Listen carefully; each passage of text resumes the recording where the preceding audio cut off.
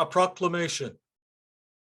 On February 2nd, 1882, 6,659 years from the reign of Menes, the Pharaoh of Egypt, 4,010 years from the birth of Abraham, 2,634 years from the foundation of Rome, 599 years from the arrival of Thomas Joyce in the 5th indiction, in the 45th year of the reign of Victoria, at Candlemas, on the Feast of the Purification, on the day after the Feast of St. Bridget of Kildare, patroness of newborns, on Groundhog Day, in the province of Leinster in Dublin, in the suburb of Rathgar, at 41 Brighton Square West, to John Joyce and Mary Jane Joyce, née Murray, was born a son, James Augusta Aloysius Joyce. Good evening, ladies and gentlemen. My name is Kevin Wright, and I am the president of Festival Bloomsday Montreal. Welcome to our celebration of James Joyce's 140th birthday and the centenary of the publication of Ulysses. Before getting any further into today's event, we'd like to acknowledge that we are based on the unceded Indigenous territory of Diodiage, and that the Kanien'kehá:ka Mohawk Nation is the custodian of these lands and waters. Throughout this evening, you'll hear excerpts from what people have had to say about Joyce's work, as well as a few things written by Joyce himself. The last item on the menu this evening is an interview conducted by Dennis Trudeau with Kevin Birmingham, the author of the best-selling The Most Dangerous Book, The Battle for James Joyce's Ulysses. To begin, we'll hear some excerpts from the landmark decision written by Judge Woolsey. Ulysses was banned in the United States through the efforts of the New York Society for the Suppression of Vice. It had been seized, burned, and the publishers of the serialized version were fined. Finally, to settle the question, Judge Woolsey was asked to pass judgment. Liam Phelan-Cox will read parts of the judgment, which was printed as an introduction in the early editions once the obscenity charge was dismissed. Liam Phelan-Cox. Judge Woolsey's decision. The motion for a decree dismissing the libel herein is granted, and consequently the government's motion for a decree of forfeiture and destruction is denied. Accordingly, a decree dismissing the libel without costs may be entered herein. I have read Ulysses once in its entirety, and I have read those passages of which the government particularly complains several times. In fact, for many weeks, my spare time has been devoted to the consideration of the decision which my duty would require me to make in this matter. Ulysses is not an easy book to read or to understand, but there has been much written about it, and in order properly to approach the consideration of it, it is advisable to read a number of other books which have now become its satellites. The study of Ulysses is therefore a heavy task. The reputation of Ulysses in the literary world, however, warranted my taking such time as was necessary to enable me to satisfy myself as to the intent with which the book was written. For of course, in any case where a book is claimed to be obscene, it must first be determined whether the intent with which it is written is what is called, according to the usual phrase, pornographic. That is, written for the purpose of exploiting obscenity. If the conclusion is that the book is pornographic, that is the end of the inquiry and forfeiture must follow. But in Ulysses, in spite of its unusual frankness, I do not detect anywhere the leer of the sensualist. I hold, therefore, that it is not pornographic. In writing Ulysses, Joyce sought to make a serious experiment in a new, if not wholly novel, literary genre. He takes persons of the lower middle class living in Dublin in 1904 and seeks not only to describe what they did on a certain day early in June of that year as they went about the city bent on their usual occupations, but also to tell what many of them thought about the while. Another aspect of the book which I have to further consider is Joyce's sincerity and his honest effort to show exactly how the minds of his characters operate. If Joyce did not attempt to be honest in developing the technique which he has adopted in Ulysses, the result would be psychologically misleading and thus unfaithful to his chosen technique. Such an attitude would be artistically inexcusable.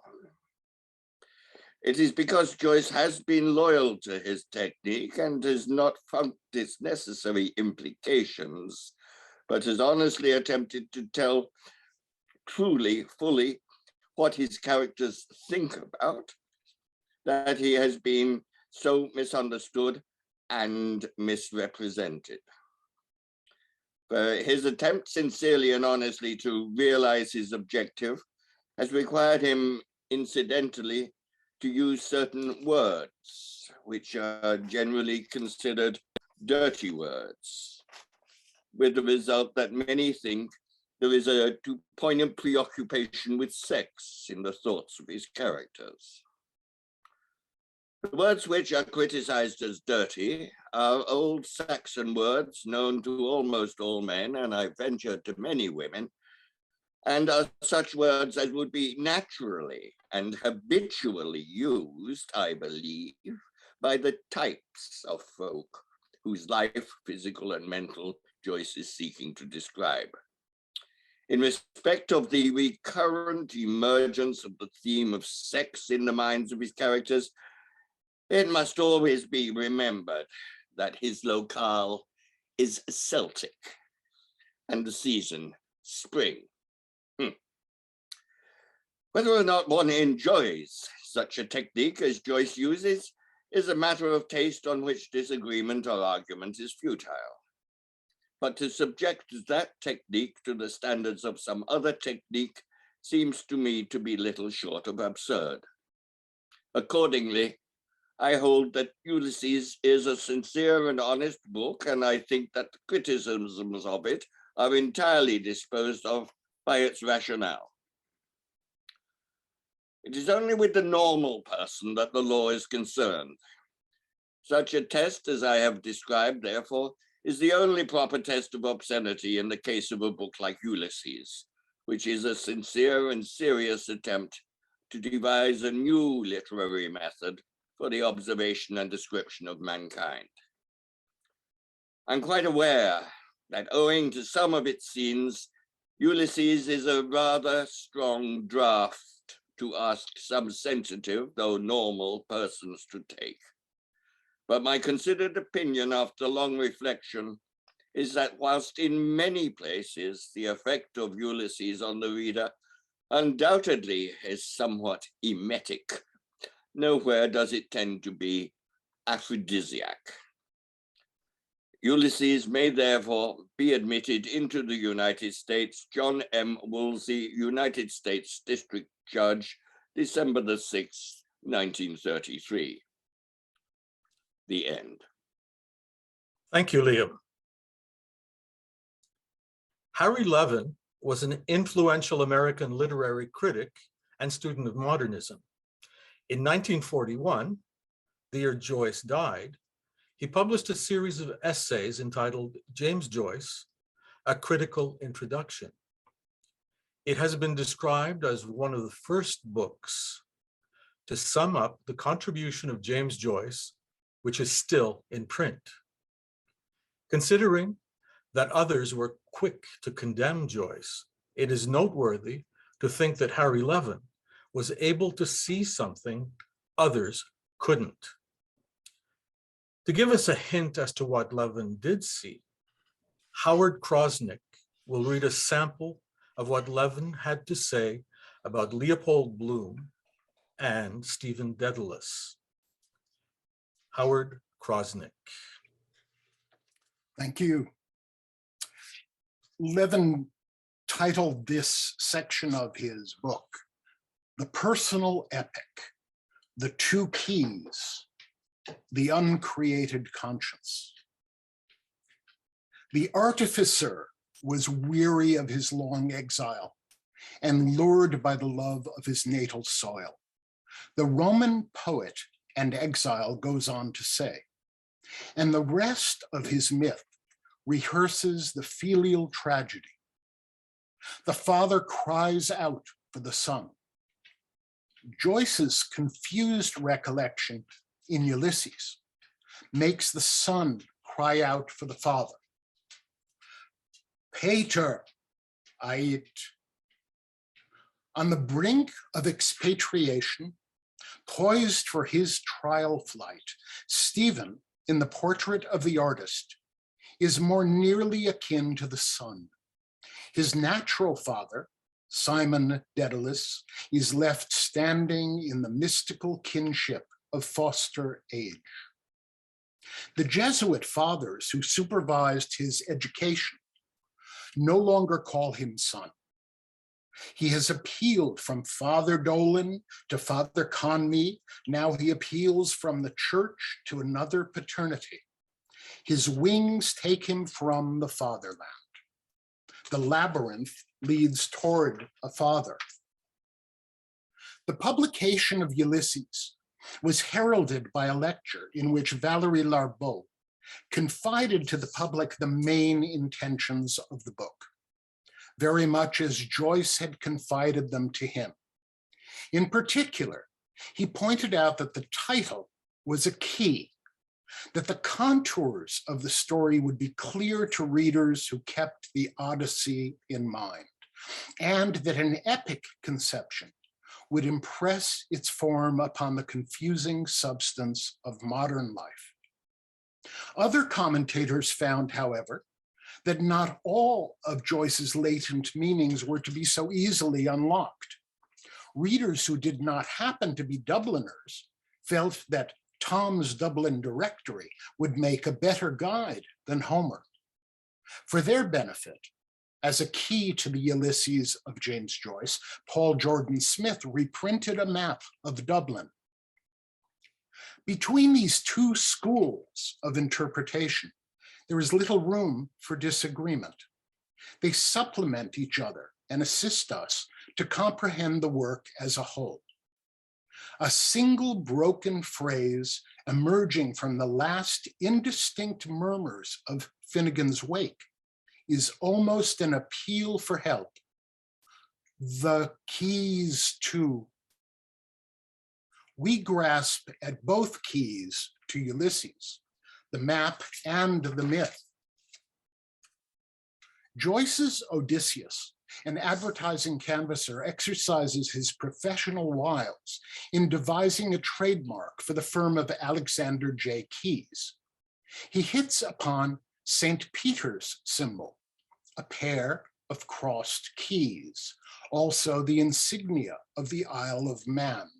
And thus, if we're willing to follow the implications of a second pun, twin emblems of human isolation. Together, they stand for the cross purposes of the book, its epic symbolism and its naturalistic atmosphere. The one releases the myth-making fantasy of literary tradition. The other reveals a literal-minded itinerary of the daily business. We see Stephen Dedalus compelled in a scuffle at the Westland Row station to give up his key to the Martello Tower, the abandoned fortification at Sandy Cove, where he has been lodging with Buck Mulligan. And Dr. Gogarty would have us know that the actual key was 1.5 feet long. We see the canvasser, Leopold Bloom, promoted in his drunken wish dream to the high estate of Lord Mayor of Dublin and presented with the key to the city. And afterwards, when in sad sobriety, he invites Stephen to his home, we note as final evidence of Bloom's ineffectuality that he has forgotten his latch key and must introduce his guest through the areaway. The primary object of Ulysses is to bring these two inglorious heroes together after each has lost his respective key, and to see whether they have anything to say to each other.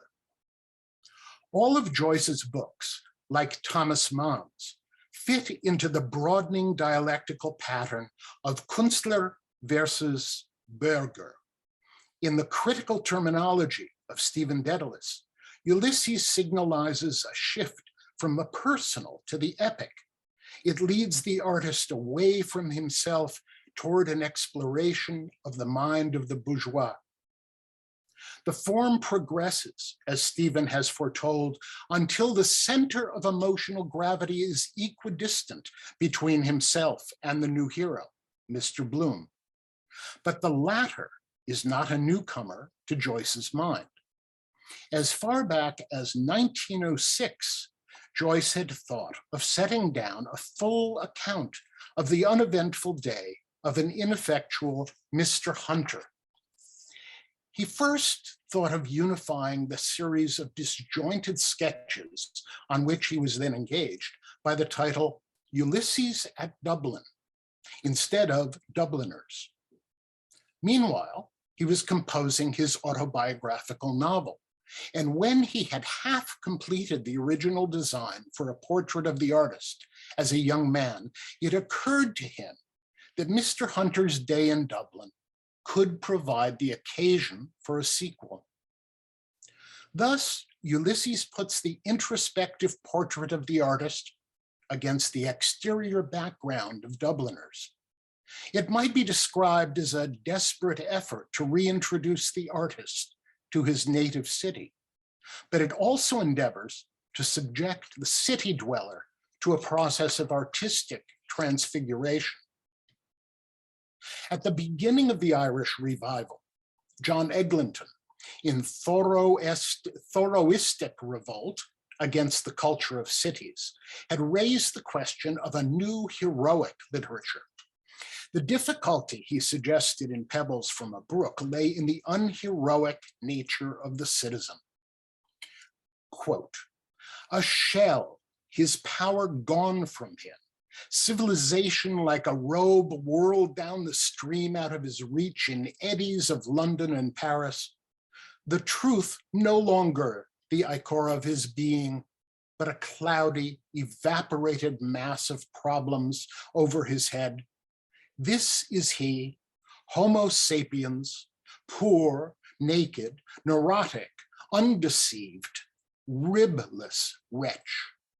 Make you what you can of him, ye bards. Joyce could not take up this challenge at once, for he was just a schoolboy at the time.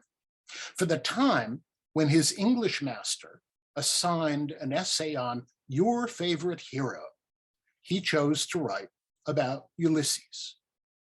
Years later, when he was planning his great work, he chose Ulysses for the title role and rediscovered in ancient myth an archetype for modern man. His favorite story was still the Odyssey, Joyce told a friend in reaffirming his choice.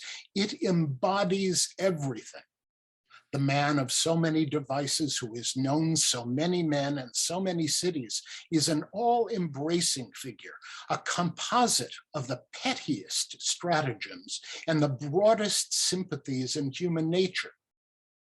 What a piece of work is a man!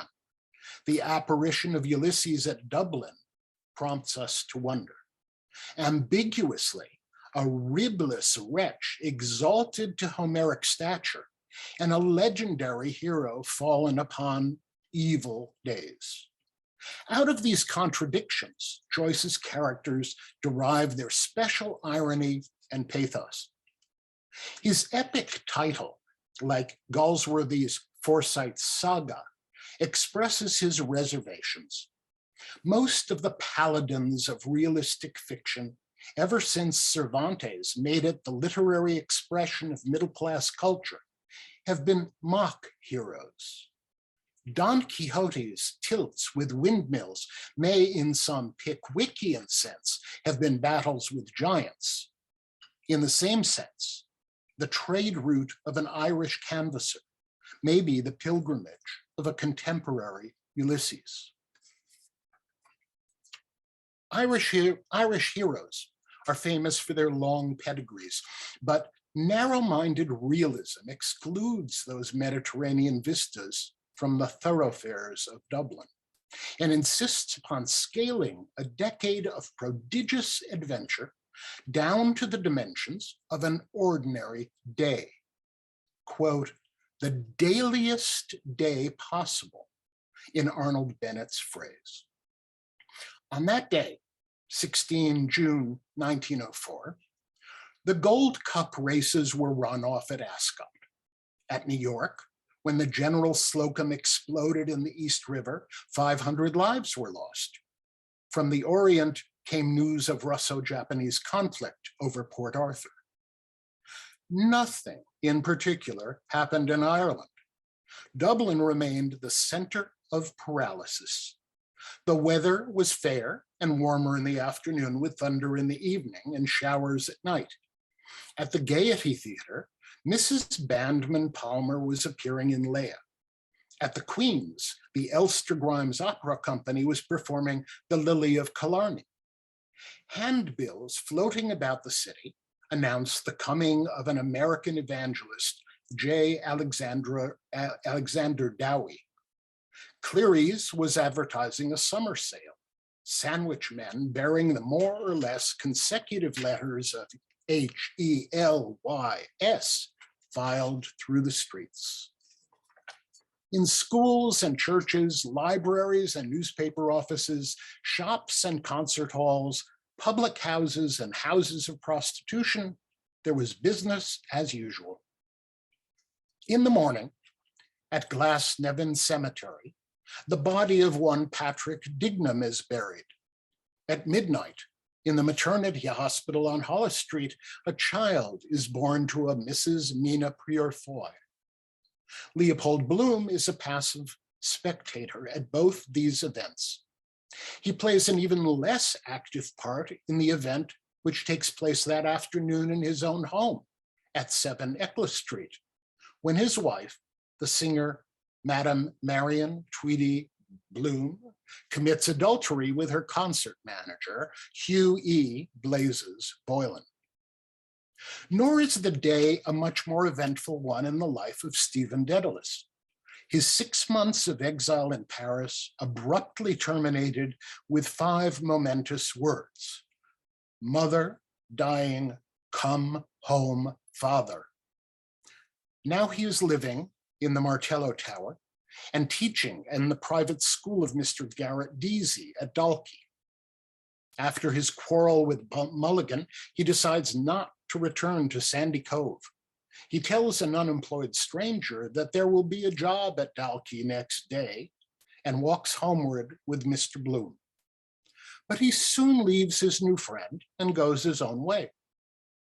The decision of this indecisive day is for each of them to continue. Stephen as an exile, Bloom as a Dubliner. Whether the Jews be chosen people or bearers of the curse, they have a special affinity with an Irish author who dates his book from Trieste, Zurich, Paris. Besides Mr. Hunter of Dublin, who must have been an Anglo-Irishman, we hear of other models for Mr. Bloom: a Greek in Trieste, a Hungarian in Zurich, the Austro-Italian writer Italo Svevo, and possibly members of an Italian Jewish household in which Joyce had lived. In any case, his hero would be a metropolitan type, neither a native nor a foreigner, a denizen of the megalopolis, a wanderer of the diaspora, equally at home and ill at ease in any city of the world. Mulligan calls Bloom the wandering Jew. I fear thee, ancient mariner. Professor Lowes has confirmed this identification by discerning the features of the same restless pilgrim in the garb of Coleridge's bright-eyed seafarer. Ahasuerus, I call him, snarls the shame finner. Cursed by God. Joyce, by accepting Victor Berard's theory of the Semitic origins of the Odyssey, identifies Bloom with an even more ancient mariner and links Homer with the Bible. Bloom is in exile in Dublin, as Stephen is a Dubliner in exile. Before breakfast, musing on the attrition and corruption of the cities of the plain, he walks to the pork butcher's, where surprisingly he picks up a prospectus for a Zionistic settlement. This stimulates him from time to time to escape from the wasteland about him into tropical reveries of the promised land. The address of the project, Beibruststrasse, Berlin, which in English means Stay True Street, carries its ironic reprimand. For he has not remained true to the religion of his fathers. He has not continued to observe the Protestant religion of his mother, into which he has been baptized. He has gone, like Stephen, into spiritual exile. In Babylon, he remembers Zion. When he brings back his pork kidney, he notices there's a letter to his wife from Boylan, and he realizes that there will be an informal rehearsal of Love's Old Sweet Song at his home that afternoon. This leitmotif of his wife's infidelity cuts him off from his family just as relentlessly as Stephen is cut off by his mother's deathbed prayer.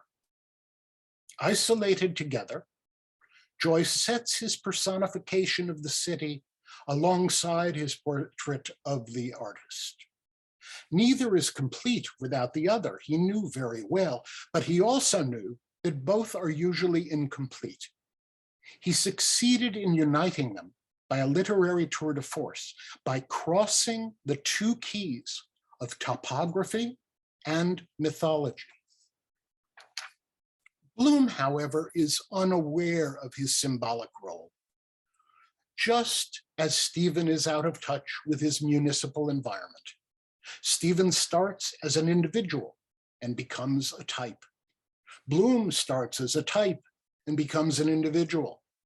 One by critical precept, the other by awful example, mark the distance between culture and Philistinism. Matthew Arnold, though painfully conscious of this distance, might not have recognized them as unhonored prophets of Hellenism and Hebraism. The strains and stresses of middle-class life have alienated Stephen and vulgarized Bloom, have introverted the Hellene and extroverted the Hebrew. Still, somewhere between Stephen's aesthetic feeling and Bloom's civic sense, between individual expression and social morality, lies our only hope for the good life. Hebraism and Hellenism, Arnold has written, between these 2 points of influence moves our world. At one time, it feels more powerfully the attraction of one of them. At another time, the other. And it ought to be, though it never is, evenly and happily balanced between them. Thank you, Howard. Jan Morris was a Welsh historian, author, and travel writer. Educated at Lancing College, Christchurch, Oxford, she had a colorful career as a journalist reporting on the successful ascent of Mount Everest by Edmund Hillary and Tenzing Norgay. In 1945, Morris served as regimental intelligence officer in the Free Territory of Trieste. Prolific playwright and performer Colleen Curran will now attempt to embody as best she can the brilliant travel writer, joining us from her office in a village in North Wales, sharing her insights from Messages from Bloomsday. Jan Morris, take it away. Who called it Bloomsday? The word never appears in the book itself, but there's a sort of literary logo. It exactly suits the cult that surrounds Ulysses. Its knowingness, its in-jokiness, its hint of the t-shirt or the anorak, its commercial potential, all express the nature of this worldwide enthusiasm, which ranges from the academic to the yobbo. Actually, the cult has two epicenters. There is Dublin, of course, of which Joyce himself said his book could be a permanent model, and there is Trieste, where he wrote part of Ulysses in a round of successive uninviting apartments. Sometimes the passage of Joyceans between the two cities has a migratory air to it, as the flocks of devotees arrive in their thousands to roost temporarily at one or the other. Have they all read the book cover to cover? I doubt it very much. Most people who say they have are evasive when pressed, and all who claim to have read and understood it without a crib are lying through their teeth. Far from being an accessible work, as publishers like to claim, much of it is immediately incomprehensible. I myself started reading Ulysses in 1942, and I did not succeed in finishing it until 1989, by which time I had acquired Mr. Harry Blamere's indispensable line-by-line commentary, The New Bloomsday Book. For one thing, Ulysses is, in my opinion, unnecessarily obscure. What is the point? For another, it is often tediously ostentatious in learning as in language. It has so many separate themes, winding and unwinding one from the other, that exhausted readers may feel as though they have had one too many at Davy Burns, or one too few. Now, and yet, dear God, how often have I blessed Mr. Blamere's ever since he first enabled me to read Ulysses all the way through. However maddening this book can be, however boring or pretentious, I recognize it as one of the universal literary masterpieces. There, I have declared myself a Joycean.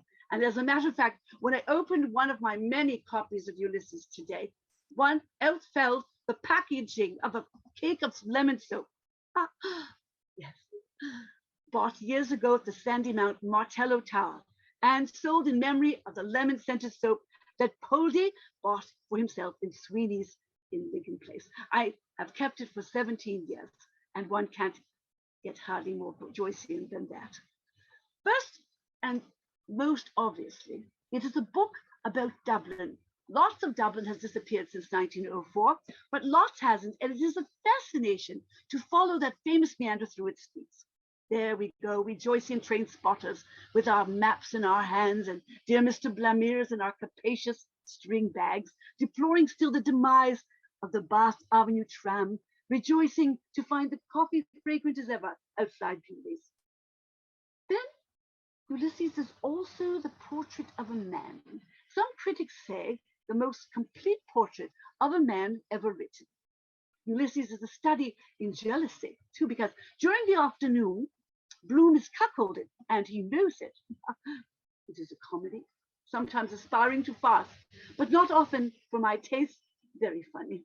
It is a poem, it is a play, it is a sort of sex manual, because a multitude of sexual preferences and variations of many kinds of pornographic self-indulgence, Molly brings everything to a celebrated climax with 8 pages of undiluted and unpunctuated literary orgasm.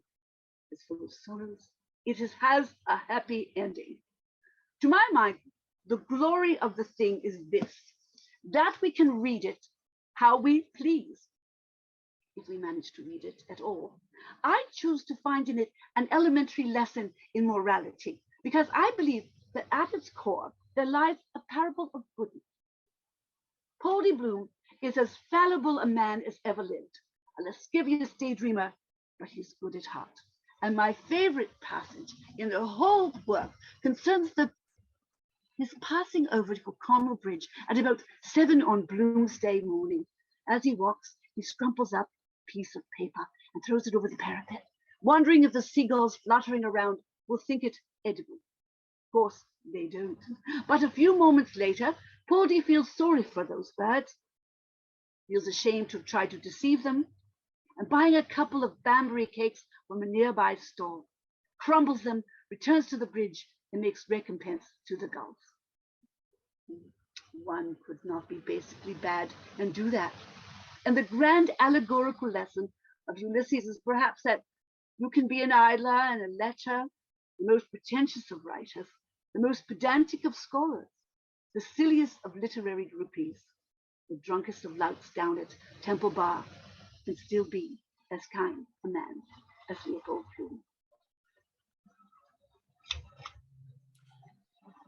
Thank you, Colleen, or Jan, or whoever that was. Not especially known as a poet, Joyce did write poems. His prose has been judged to be very poetic. An accomplished singer and lover of songs, from parlor ballads to operatic arias. He entitled a series of his poems, Chamber Music, whose title had nothing to do with trios or quartets. It has been turned into a song cycle, which was performed during Montreal's Bloomsday celebration several years ago. Susan Gilmore will read the first poem from Chamber Music, Strings in the Earth and Air. Susan Gilmore. Thank you, Kevin. Strings in the earth and air make music sweet. Strings by the river where the willows meet. There's music along the river, for love wanders there. Pale flowers on his mantle, dark leaves on his hair, all softly playing, with head to the music bent and fingers straying upon an instrument. Thank you, Susan. Geraldina Mendez has composed a series of 5 miniatures based on episodes from Ulysses. She will perform them for us now. They are 1, Mother, a ghostly scene inspired by Stephen's mother, a passage from the Telemachus episode. The second is called A Shout in the Street, playful music based on some famous sentences of Stephen and his obscure fox riddle in the Nestor episode. The third is entitled Gloria, a rhetorical musical interpretation of the religious parody passage in the Scylla and Charybdis episode. The fourth, The Morn is Breaking, based on the beginning of the Sirens episode with a Latin twist. And the fifth and final, His Heart Was Going Like Mad, the last fragment of Molly's soliloquy, with musical emphasis on her Spanish side. Geraldina Mendez.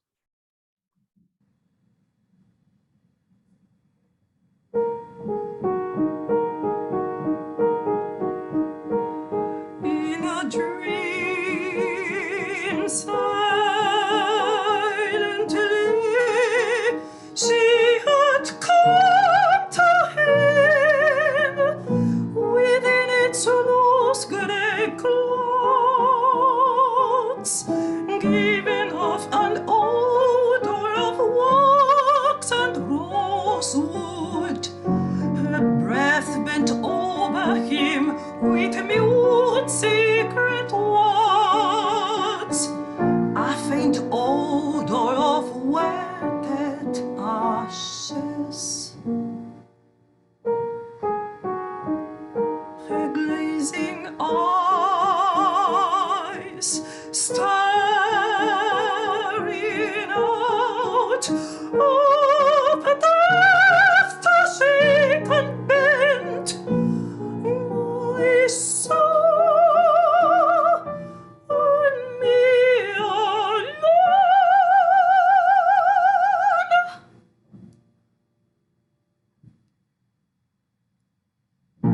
The cock crew, the sky was blue, the bells in heaven were striking 11. 'Tis time for this fool soul to go to heaven.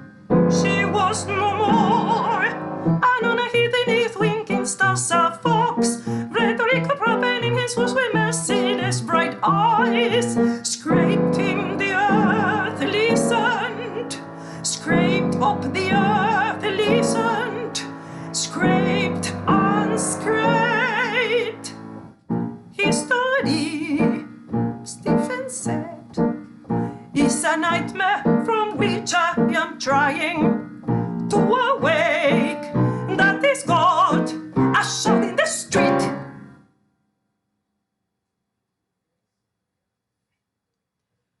He who himself begot made blood the Holy Ghost, and himself sent himself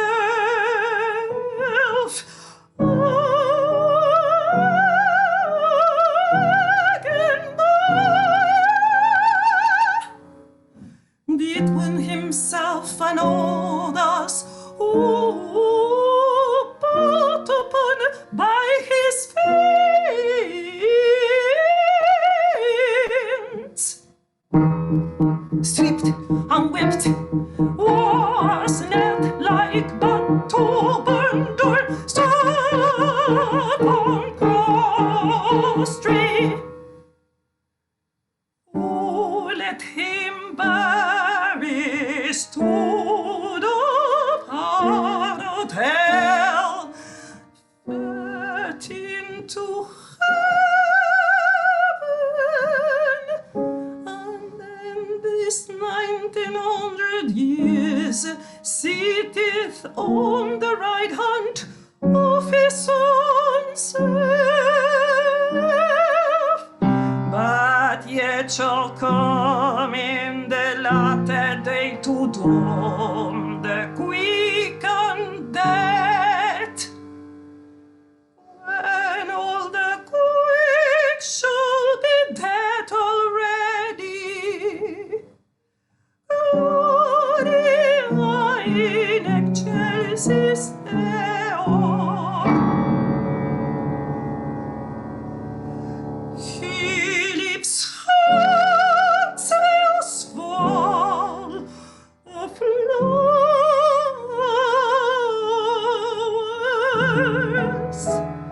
Bells, bells, with the bells, with the bells a-calling.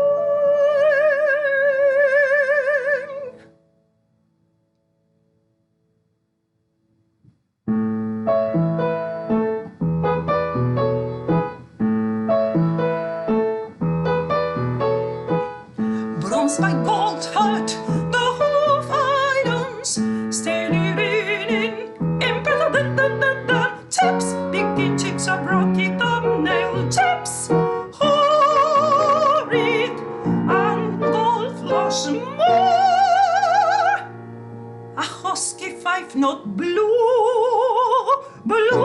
miss on the gold pinnacle hair, a jumping rose on satiny breasts of satin, those soft castile trilling, I dolores pip, who's in the pip of gold, take it, cried to bronze in pity, on taco, più long and throbbing, long in the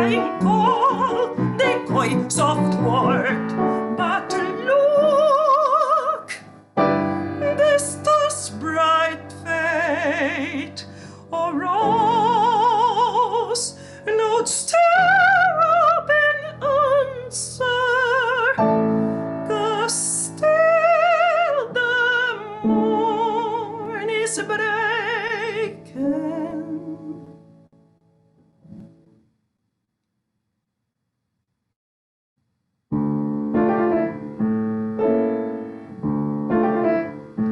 And the castanets and the night, we meet the boat at Algeciras.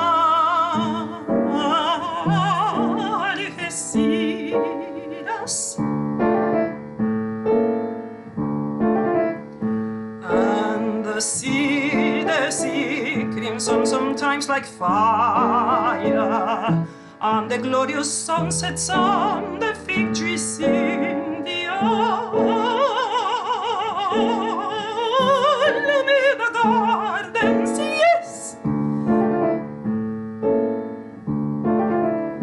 And he altar as a girl where I was a flower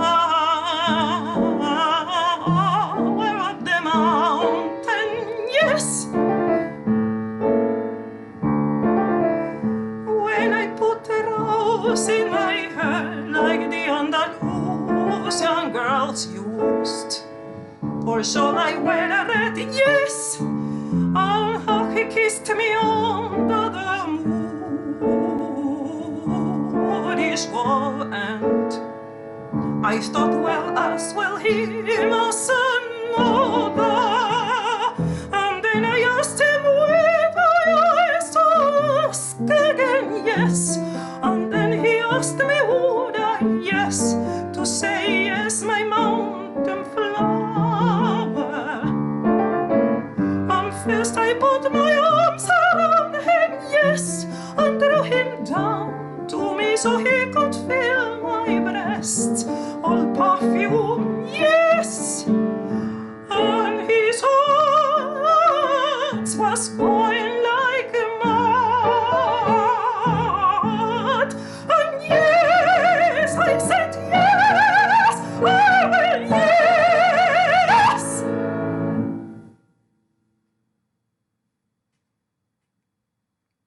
Thank you, Geraldina. After a few difficult chapters, those who persevere in reading Ulysses are rewarded by a memorable chapter in which we first meet Leopold Bloom, the man who works at selling ads for local Dublin newspapers, the husband of Madame Marion Tweedy, the opera singer, otherwise known as Molly Bloom, the father of Millie Bloom, who has left home to work as a photographer's assistant, and who reveals himself as a curious investigator of animal behavior. In the kitchen, getting breakfast ready, he has a conversation with the household cat. He goes to the butcher's to buy a pork kidney and returns to make breakfast for his wife, who is still in bed. His fleeting reverie is interrupted by the distinct odor of something burning. Clive Brewer will read for us an excerpt from what has become known as the Calypso chapter. Clive Brewer. Mr. Leopold Bloom ate with relish the inner organs of beasts and fowls. He liked thick giblet soup, nutty gizzards, a stuffed roast heart, liver slices fried with crust crumbs, fried hen cods roe. Most of all, he liked grilled mutton kidneys, which gave to his palate a fine tang of faintly scented urine. Kidneys were in his mind as he moved about the kitchen softly, writing her breakfast things on the humpy tray. Gelid light and air were in the kitchen, but out of doors, gentle summer morning everywhere made him feel a bit peckish. The coals were reddening. Another slice of bread and butter. 3, 4. Oh, right. She didn't like her plate full. Right. He turned from the tray, lifted the kettle off the hob and set it sideways on the fire. It sat there, dull and squat, its spout stuck out. Oh, cup of tea soon? Good. Mouth dry. The cat walked stiffly round the leg of the table with tail on high. Meow. Oh, there you are, Mr. Bloom said, turning from the fire. The cat mewed in answer and stalked again stiffly around a leg of the table, mewing. Just how she stalks over my writing table. Brr. Scratch my head.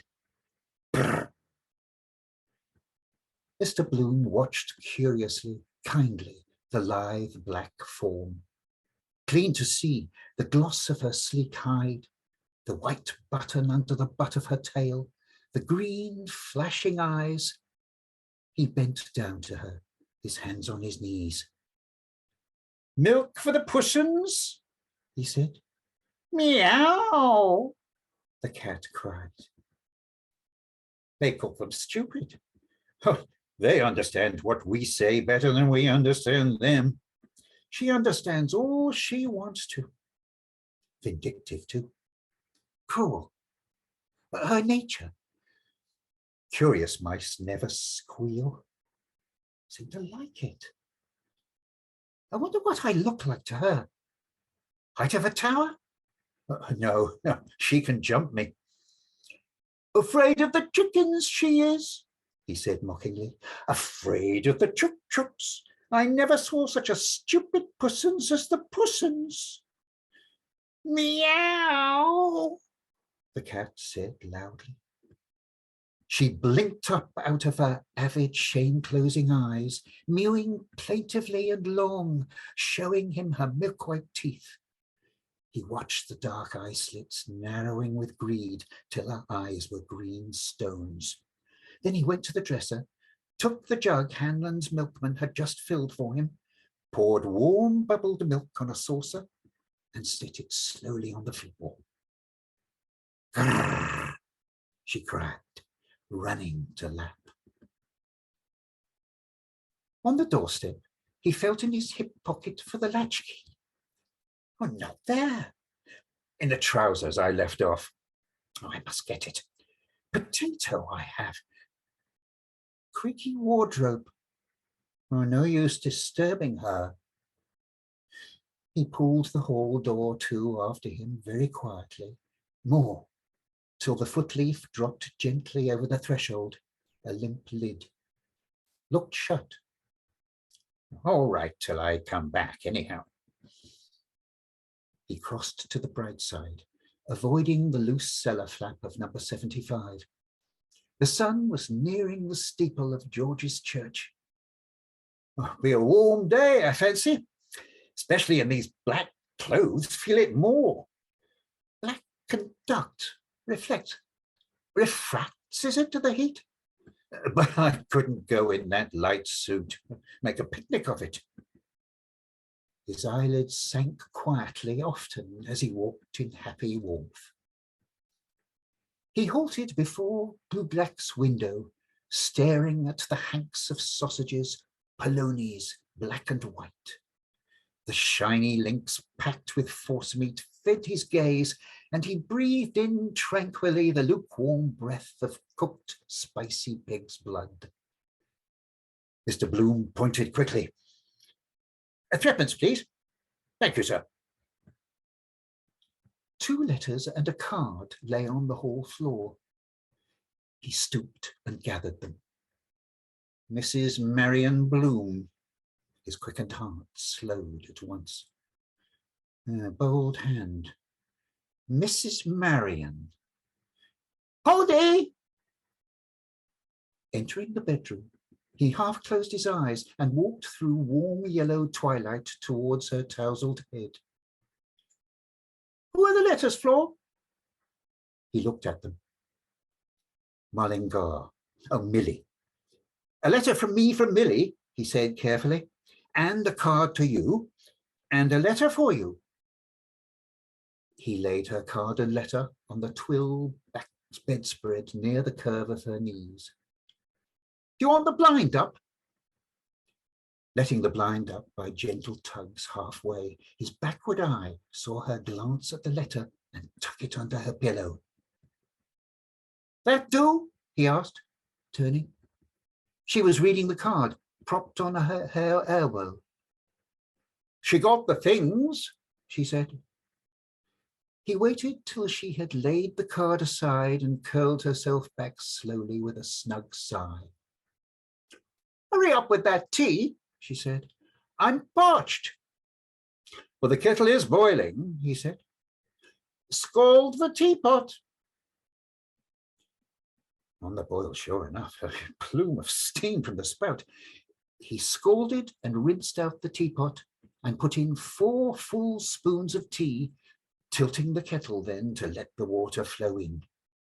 Having set it to draw, he took off the kettle, crushed the pan flat on the live coals, and watched the lump of butter slide and melt. While he unwrapped the kidney, the cat mewed hungrily against him. Well, give her too much meat, she won't mouse. Say they won't eat pork. Fuchsia. Here. He let the blood-smeared paper fall to her and dropped the kidney amid the sizzling butter sauce. Pepper. He sprinkled it through his fingers, ringwise from the chipped egg cup. The tea was drawn. He filled his own moustache cup. Sham crumb crown derby, smiling. Silly Millie's birthday gift. Only 5 she was then. No, wait, 4. I gave her the amberoid necklace she broke. He smiled, pouring. Oh, Millie Bloom, you are my darling. You are my looking glass from night to morning. I'd rather have you without a farthing than Katie Keogh with her arse and garden. He prodded a fork into the kidney and slapped it over, then fitted the teapot on the tray. Its hump bumped as he took it up. Everything on it, bread and butter, 4, sugar, spoon, her cream, yes. He carried it upstairs, his thumb hooked in the teapot handle. Nudging the door open with his knee, he carried the tray in and set it on the chair by the bedhead. What a time you were, she said. She doubled a slice of bread into her mouth, asking, what time is the funeral? 11, I think, he answered. I didn't see the paper. There's a smell of burn, she said. Did you leave anything on the fire? The kidney, he cried suddenly. Thank you, Clive. James Joyce greatly admired the Book of Kells, a medieval illuminated manuscript of the 4 Gospels, whose pages were highly decorated with intricate, enigmatic images of animals, plants, humans, and which were highlighted in gold. These manuscripts were written on vellum, usually made from calfskin, by monks working in the scriptorium. Despite the numerous attacks on these books by mice, there was a rule against keeping cats. One day, a friend of Joyce stopped him on the street and asked how the writing was going. Joyce answered that he had the words, but was still trying to find what order in which to put them. Like Joyce, the monk in this poem, read by Peggy Curran, is also working at putting words together to turn darkness into light.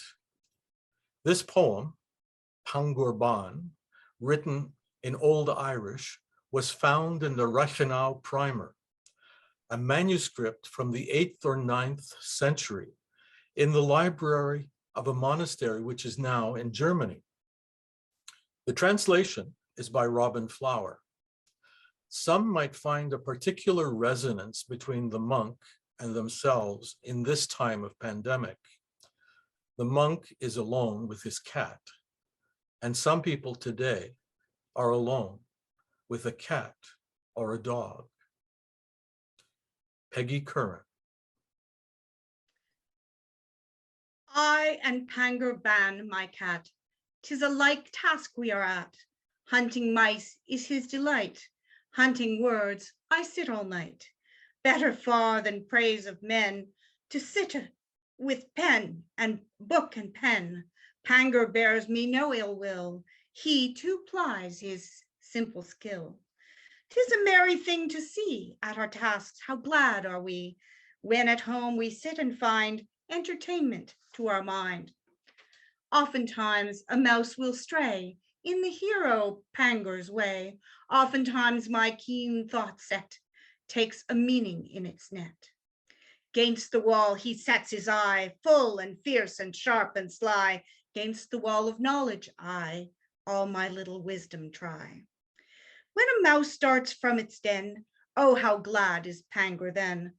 Oh, what gladness do I prove when I solve the doubts I love. So in peace our tasks we ply, Pangur ban, my cat and I. In our arts we find our bliss. I have mine and he has his. Practice every day has made Pangur perfect in his trade. I get wisdom day and night, turning darkness into light. Thank you, Peggy. Joyce has the reputation of being an impenetrable writer. However, contrary to this opinion, he has written several small pieces which have surfaced. Stephen Joyce, his grandson, was the recipient of some letters written while Joyce was traveling in Europe. This also has something about a feline in it. To read one of the letters, known as The Cat and the Devil, is Pat Machin. Pat Machin. Dear Sir Mayor, 10th of August, 1936. My dear Stevie, I sent you a little cat filled with sweets a few days ago, but perhaps you do not know the story about the cat of Beaugency. Beaugency is a tiny old town on the bank of the Loire, France's longest river. It is also a very wide river, for France at least. At Beaugency, it is so wide that if you wanted to cross it from one bank to the other, you would have to take at least 1,000 steps. Long ago, the people of Beaugency, when they wanted to cross it, had to go on a boat, for there was no bridge, and they could not make one for themselves or pay anyone else to make one. So what were they to do? The devil, who is always reading the newspapers, heard about this sad state of theirs. So he dressed himself and came to call on the Lord Mayor of Beaugency, who was named Monsieur Alfred Bryan. The Lord Mayor was very fond of dressing himself too. He wore a scarlet robe and always had a great golden chain round his neck, even when he was fast asleep in bed with his knees in his mouth. The devil told the Lord Mayor what he had read in the newspaper and said he could make a bridge for the people of Beaugency so they could cross the river as often as they wished. He said he could make a good bridge as ever was made and make it in one simple night. The Lord Mayor asked him how much money he wanted for making such a bridge. No money at all, said the devil. All I ask is that the first person who crosses the bridge shall belong to me. Good, said the Lord Mayor. The night came down. All the people in Beaugency went to bed and slept. Morning came. When they put their heads out of their windows, they cried, Loire, what a fine bridge. For they saw a fine, strong stone bridge thrown across the wide river. All the people ran down to the head of the bridge and looked across it. There was the devil standing on the other side of the bridge, waiting for the first person who should cross it. But nobody dared cross it for fear of the devil. And then there was a sound of bugles. That was a sign for the people to be silent. And the Lord Mayor, Monsieur Alfred Bryan, appeared in his great scarlet robe and wearing his heavy golden chain around his neck. He had a bucket of water in one hand, and under his arm, the other arm, he carried a cat.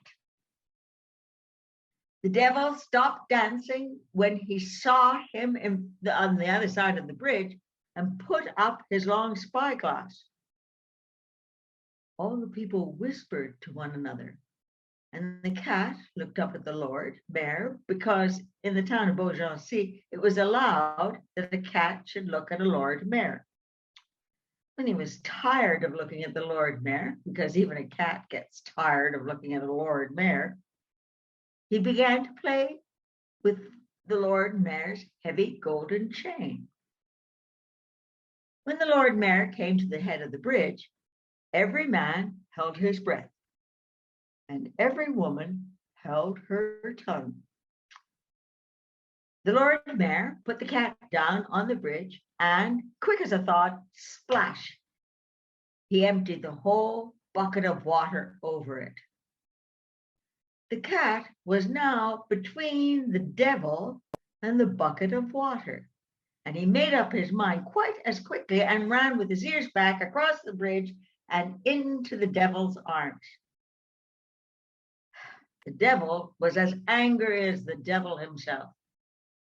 Monsieur les Bongentilles, he shouted across the bridge, vous n'êtes pas de belles gens du tout. Vous n'êtes que des chats. And he said to the chat, viens ici, mon petit chat. Tu as peur, mon petit chou-chat? Tu as froid, mon petit pauvre petit chou-chat? Viens ici. Le diable t'emporte. On va se chauffer tous les deux. And off he went with the cat.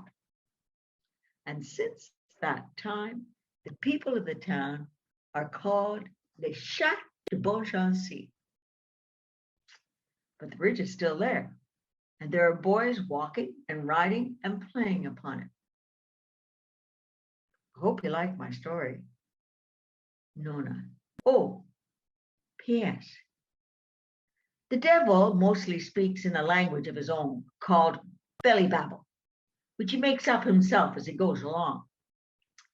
But when he is very angry, he can speak quite bad French very well. Though some who have heard him say he has a strong Dublin accent. Thank you, Pat. Kevin Birmingham is the author of The Most Dangerous Book, The Battle for James Joyce's Ulysses, which won the PEN New England Award and the Truman Capote Award for Literary Criticism.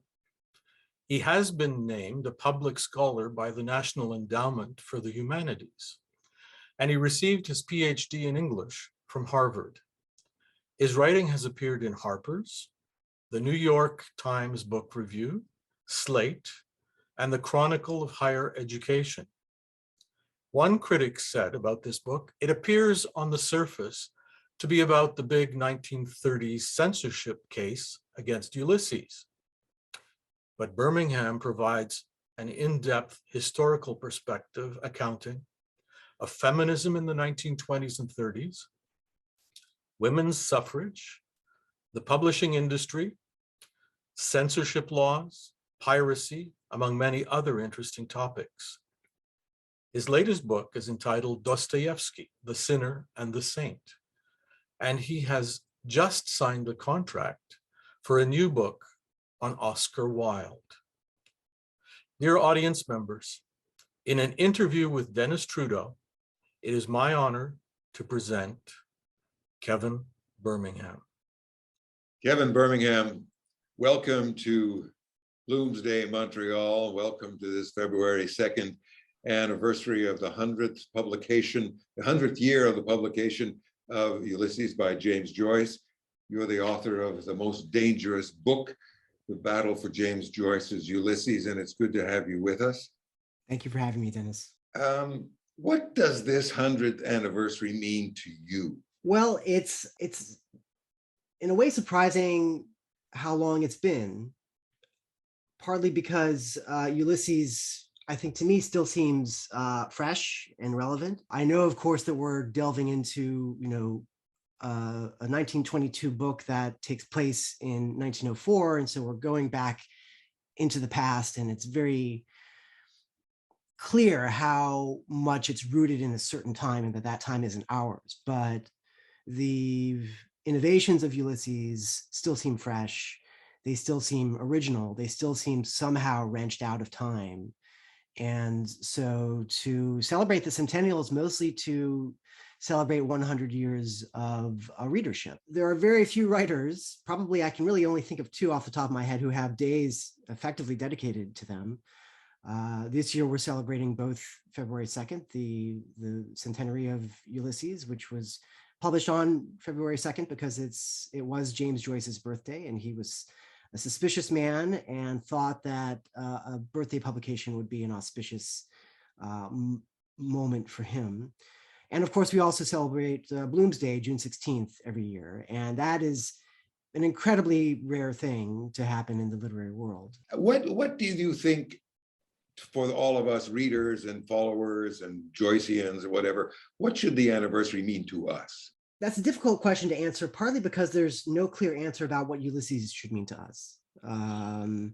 If you could boil down the meaning of the novel into something that's bite-sized, something that we could cover from front to back in a quick soundbite, then we wouldn't be reading it 100 years after its publication, right? The complexity of Ulysses is famous, perhaps infamous, and it's part of what has kept it going. Joyce predicted this himself. He said that one of the reasons why the book is difficult is because he wanted to keep the professors hard at work and wondering for decades and for centuries. But did he really say that? That's not apocryphal? I can't quite recall the precise source, so it might be apocryphal, but I wouldn't be surprised that he would joke in that way.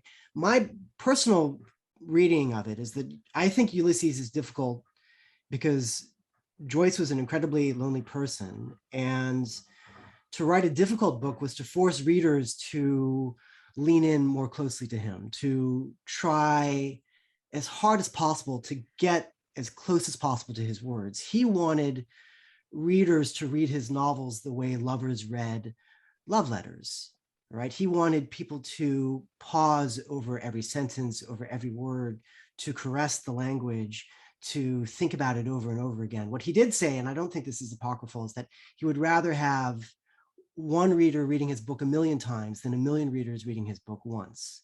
And that sort of intimacy is something that I think is important.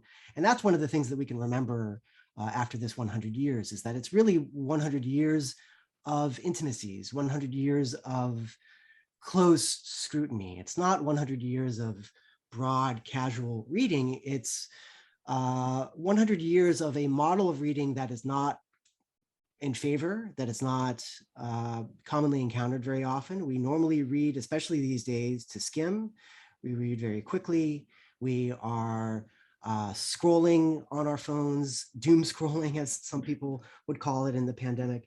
But for Ulysses, it's this steadfast model of reading that's counter to the way our modern world increasingly works, which is to go as quickly as possible to sample brief snippets. And Ulysses is anything but a brief snippet. It's one of the, everyone has heard of this book and only few come to it though, right? And what about you, Kevin? What made you want to spend many years at the start of this 21st century writing about a book and a man who was writing and which was written over so many years, early years of the 20th century? Well, I suppose first it was because while I loved Ulysses as a book, I thought Joyce was a fascinating character, a fascinating writer, a fascinating person in his own right. I thought he had an interesting life. And I was particularly interested in the role that Ulysses played, not only in the formation of literary modernism in the early part of the 20th century, but in the United States and in most of the English-speaking world, the role that it played in freedom of expression and in censorship law as it took place, as it was developing in US and in British law. So if you wanted to get a copy of Ulysses, you had to smuggle it in somehow across the border. Many copies were smuggled in through Canada, actually, because the official ban in Canada didn't take place until many years after the publication. Basically, Sylvia Beach was looking for a way to get purchasers of Ulysses, first edition copies of Ulysses, into the United States. And Ernest Hemingway had a friend who worked in Windsor, Ontario, and lived in Detroit, and would go back and forth across the Detroit River. And so he offered to smuggle the books one by one into the United States on the ferry. So Not it was, exactly mass marketing, was it? right. It was a surprisingly difficult thing to do. I mean, 100 years is not too long in the grand scheme of things, and yet it was very difficult to publish a book like Ulysses legally. It was impossible to publish it legally. It was actually illegal in the United States before it was finished, because a portion of Ulysses, the 13th chapter of Ulysses, was deemed obscene in a New York court before Joyce was actually finished writing the novel. And after that guilty verdict in New York, Joyce decided to make Ulysses even more obscene. So if you read the final episodes of Ulysses, particularly the Circe episode and the Penelope episode, those are by far the most obscene episodes of the book. And you should remember that while he's writing this, he knows that it's already banned in New York. And his publication prospects had effectively disappeared because no one was willing to publish a book that was illegal. You've touched there on so many things that I want to get to in the time we have, but also I think this is a great place to hear you read the excerpt that we've agreed on, which when I read it in the book, reading the book, found it to be the core of the story in some ways. Can we do that? Yeah. So a part of this book is the book that I wrote, The Most Dangerous Book, is effectively a book about the writing, the creation, the publication, and the censorship of Ulysses. It's a biography of a book. And one of the people at the center of this biography is Sylvia Beach, who was the owner of Shakespeare and Company. And when all else failed, and when all of the publishers abandoned James Joyce, Joyce approached Sylvia Beach and asked her if she would publish Ulysses, and she said that she would. And it was a daunting task because she was not a publisher.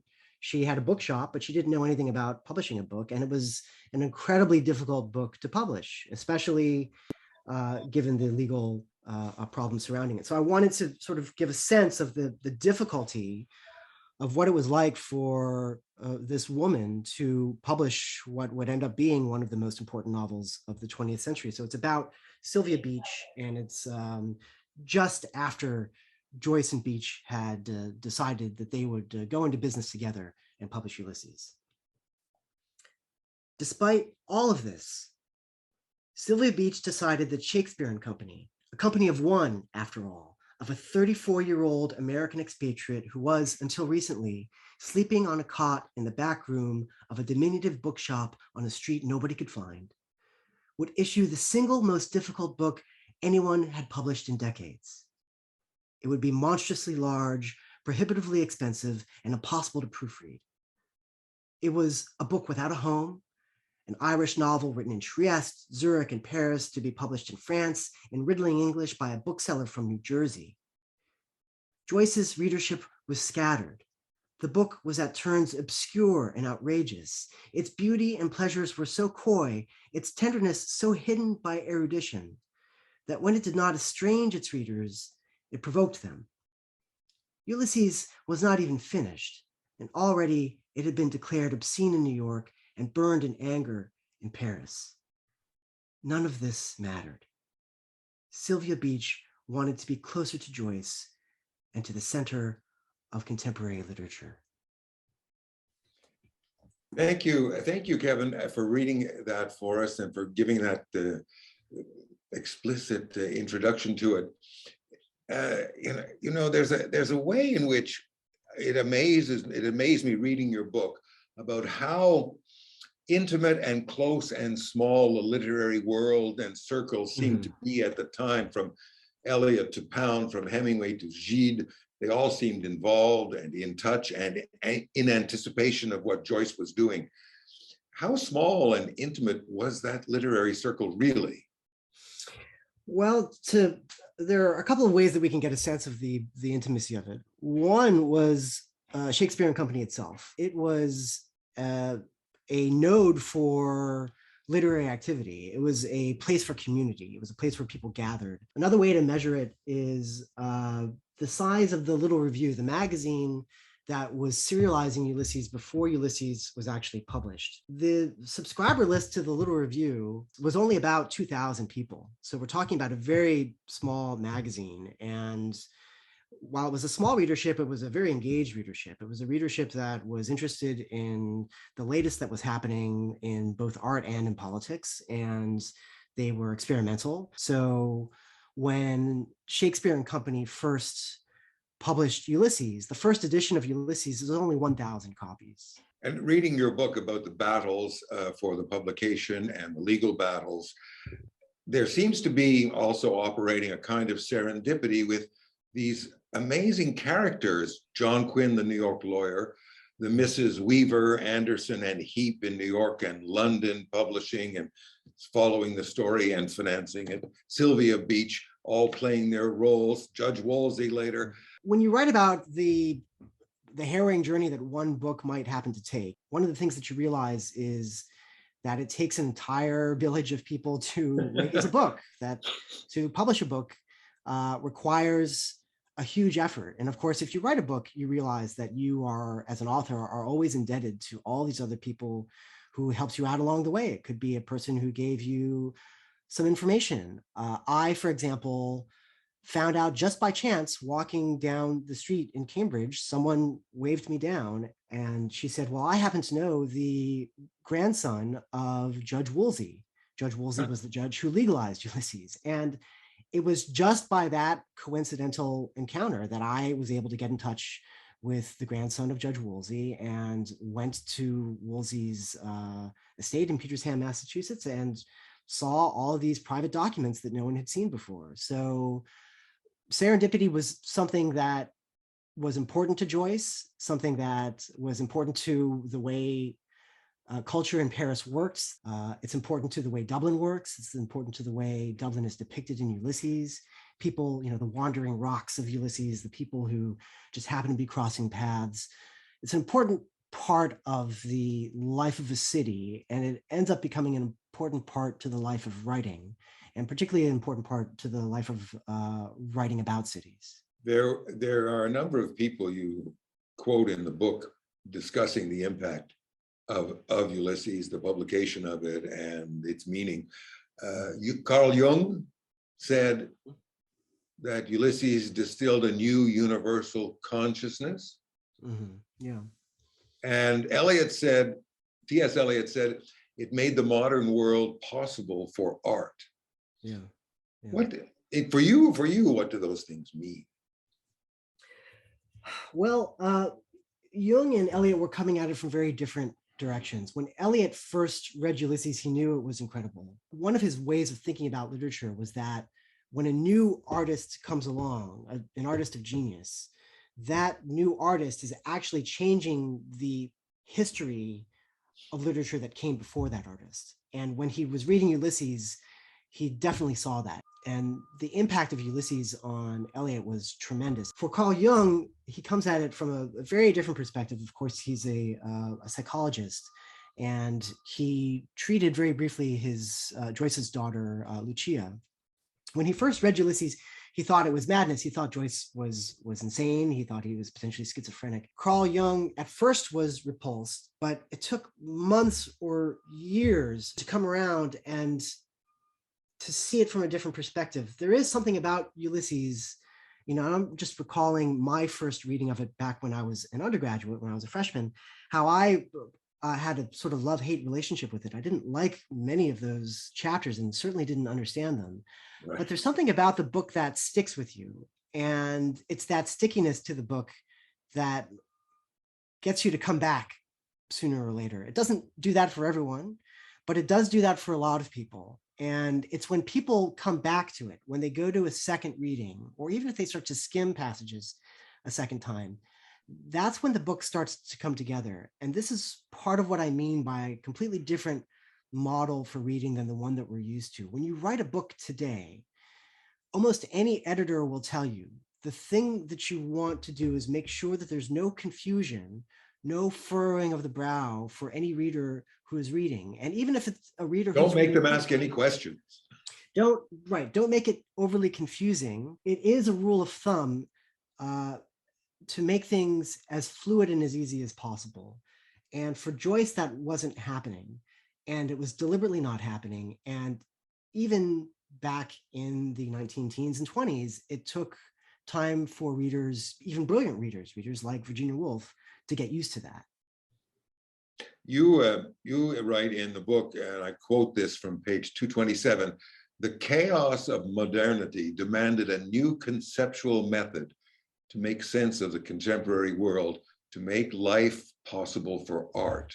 And that is what Ulysses gave us, to make life possible for art. Yeah. Yeah, I mean, this is derived from, a T.S. Eliot conception, I think also an Ezra Pound conception of what the modern world meant, that, you know, we're talking about a group of writers who are writing through World War I, which in some ways is the forgotten war, but at the time it was absolutely devastating. And not only that, the influenza pandemic had ravaged the entire world to an extent that I think it's not even yet matched by COVID. No, it doesn't, no, at all. And so a lot of people— Those two events in a way destroyed the old world. Right. Well, there was a sense that everything was changing in some fundamental way. And I do think that some of us are beginning to have that feeling again. Whenever there's some sort of historical break, there's a similar crisis, I think, that takes place in the artistic community, where there's a yearning for an artistic break, a way of telling stories in a completely new way. And Joyce was effectively saying, I want to make an epic of the Western world, of everything, but have it take place on one day. Instead of stretching out broadly, sailing across the Aegean or talking about a war with Troy or something like that, instead of that, I'm actually going to drill down into a single day. And the epic space is going to be Dublin, which was by no means an epic city at the time. And it was going to be centered on characters who are not special in any way. The truth is that he really did want to embed as much of Western civilization as possible into an ordinary day in 1904 in an ordinary city centering on ordinary people, because he thought that there was an epic scope within every individual person. That's what happens when the attention of a novel shifts from the exterior to the interior. As soon as you move into the realm of consciousness, all these other possibilities open up that weren't possible before when you were writing a Homeric epic that is about a battle and about clashes and about sailing and magic and things like that. You mentioned the possibility that we're in another kind of upheaval with the pandemic and the climate change and the warming and the technological wilderness we live in now, in a way. Is there somewhere a struggling James Joyce figure, suffering, making notes, writing, battling the censors, who someday will? There definitely is, and there definitely has been, probably in every decade of this past century. And I think, another thing that you start to realize when you write about a writer is how very lucky they are to have landed where they landed. Even if everything had gone right, up until the beginning of Joyce writing Ulysses, we still wouldn't have Ulysses the way we have it today if it weren't for Sylvia Beach and Harriet Weaver, right? Harriet Weaver was Joyce's patron, and she started giving him money and giving him time. Sylvia Beach was the publisher, and she was paying for every time Joyce wanted to make a change in the page proofs of Ulysses. And Joyce wrote about a third of Ulysses in page proofs, and Harriet Weaver let him have the money that he needed. If he didn't happen to meet those people, Ulysses would be half the length that it is, because he needed to pay his bills. He needed to survive. He needed to eat like everyone else. And they were the people who were giving him the time and the resources to write what he needed to write. I want to refer to Nora Barnacle, Joyce's life companion, and her review, which you quote on page 221. I guess the man's a genius, Nora Barnacle says, but what a dirty mind he has, hasn't he? The bar for a dirty mind was pretty low, would you say? Actually, no. I think there are some moments in Ulysses that are still somewhat astonishing even to readers today. So, for example, I won't go into too much detail, but in the Circe episode, there is a moment when our hero Leopold Bloom transforms into a woman and is fisted by a brothel madam in probably one of the first transgender moments in literary modernism, and would still be considered unusual today, I think.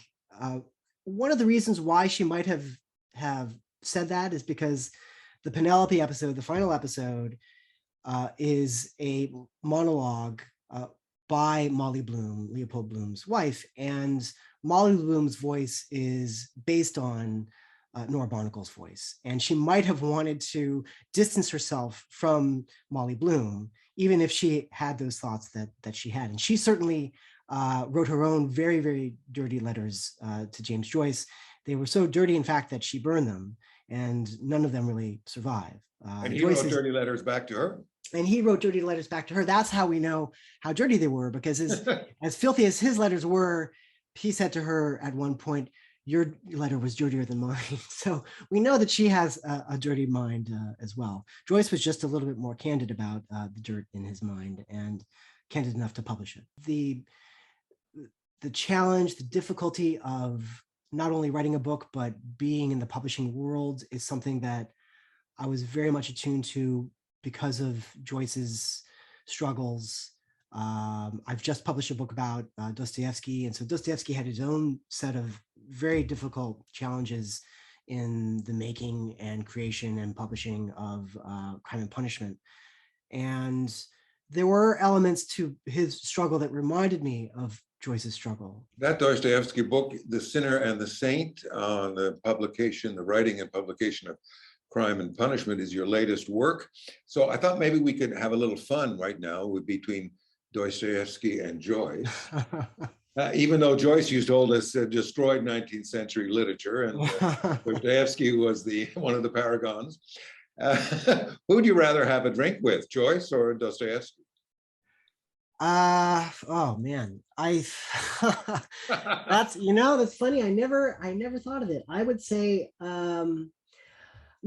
probably Dostoevsky. I think because there are more unanswered questions with Dostoevsky than with Joyce. I think he's a little bit more enigmatic. And who would you rather go on a trip with, James or Fyodor? Oh, neither. They would both be insufferable people to deal with. Being stuck on a desert island with either of those people would be would just be impossible. I mean, I will say that if I were able to meet Joyce at all at any point in his life, I would hope that it would be in his mid to late 20s, as he's just starting to hit his stride. That would be in Trieste with Joyce, I guess, wouldn't it? Yeah, in Trieste and possibly very early Paris when he just arrived in Paris, or in And Zurich. of the two, if there were an undiscovered work to appear, which would you rather find? Which would you rather read? For Joyce, I would definitely choose Joyce for that, partly because, well, Joyce, compared to Dostoevsky, Joyce wrote very, very little. You've chosen this career. You have a PhD. You're not, I don't know. Do you still lecture a bit? I don't. I write full time, so I'm not employed with the university or anything like that. Every now and then, I miss lecturing a little bit. I miss teaching creative writing. I taught creative writing a little bit.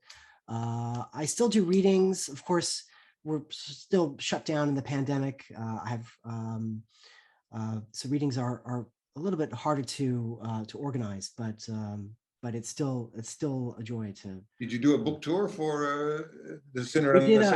We did a virtual book tour. There are 2 of my talks online, and yeah, who knows what might come after. And you're a literary historian and writer. I must say, for the benefit of the people watching us, and to thank you, it is beautifully written. It's a lovely, such a well-told story, and it's so smooth, in a sense, that I loved it and I recommend it to people. Do you have a final comment for our Joycean friends watching us here at the end on this 100th anniversary of the publication of Ulysses? Well, I think I must assume that whoever is watching this is interested in Joyce to some degree. Some of you have read Ulysses multiple times. Some of you have never read Ulysses, or perhaps you've read A Portrait of the Artist as a young man. So you come to Joyce from very different angles and from different backgrounds. I will say that it's not an easy task to read a book like Ulysses, but that book will meet you wherever you are. You don't have to have a PhD in English to read it and to enjoy it. I think that if you give yourself the time and the patience to read it, even if it's for the 10th time or the 11th time, you will find something there for you, something that you won't find anywhere else. And your work will be rewarded. And it's a rare reward to have in a world like ours that doesn't often reward patience in reading. But Ulysses does, and it's a unique book in that regard, and it deserves to be read and to be celebrated. Kevin Birmingham, author of The Most Dangerous Book, The Battle for James Joyce's Ulysses, and author of The Sinner and the Saint, the story of Fyodor Dostoevsky, and The Writing of Crime and Punishment, which is his latest book. Thank you very much, Kevin Birmingham. Happy anniversary. Thanks so much, Dennis. Happy anniversary to you too. Thank you, Dennis and Kevin. An event such as this can't happen without the collaboration of several people and organizations. Let me first of all thank Kathleen Fee, the artistic director of Festival Bloomsday Montreal. The organizing committee, David Sherman, Robert Graham, Louise Cochon, Astrid Torvik, Marlene Chan, Susan Gilmore, Geraldina Mendez, Jordan Giroux, and Kerry McElroy. We also keep in our hearts tonight Judith Sherman, who died 1 year ago yesterday. We also need to thank our readers, Liam Phelan-Cox, Howard Krosnick, Colleen Curran, Susan Gilmore, Geraldina Mendez, Clive Brewer, Peggy Curran, Pat Machin, our interviewer and interviewee, Dennis Trudeau and Kevin Birmingham. Online coordination, webcasting, and Zooming provided by Impulsion Services of Montreal. We gratefully acknowledge the support of the following: the Department of Canadian Heritage, the Embassy of Ireland, the St. Patrick's Society of Montreal, the Concordia School of Irish Studies, the Zellers Family Foundation, and the McGill Community for Lifelong Learning. Most of all, we would like to thank the members of our audience, without whom we would be just speaking to ourselves. If you enjoyed this evening's presentation and would like to help us to continue presenting quality events, please click the donate button, which will take you to the Canada Helps page, where you can give whatever your circumstances allow. Despite getting help from various groups mentioned above, it would be impossible to provide the events we do without your generosity. Canada Helps provides receipts which can be used when you fill in your income tax forms for 2022. Our next event will be on February 8th, Fragments of Love, a play based on a novel by Marie Cardinal and translated by Linda Gaborio. A long married couple decides to try to rekindle their romance, but a body washes up on the shore near the cottage the couple has rented in Sligo. 3 does turn out to be a crowd. More information is to come soon about how to attend. Thanks again. See you soon online. Ich